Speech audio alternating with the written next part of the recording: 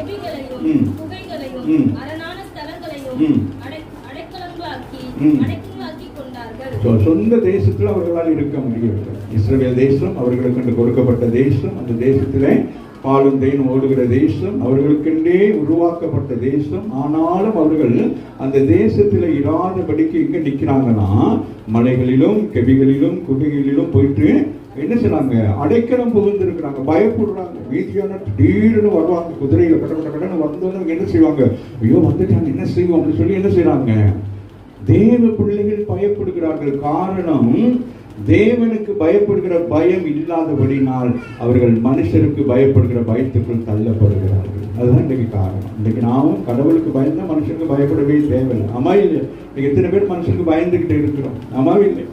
ஒரு கார் வந்தா பயமா இருக்கு, ஒரு பைக் வந்தா பயமா இருக்குன்னு. ஆமா, யாராச்சும் ஒரு சஃபாரிக்கு போட்டு வந்தா பயமா இருக்கு. என்னது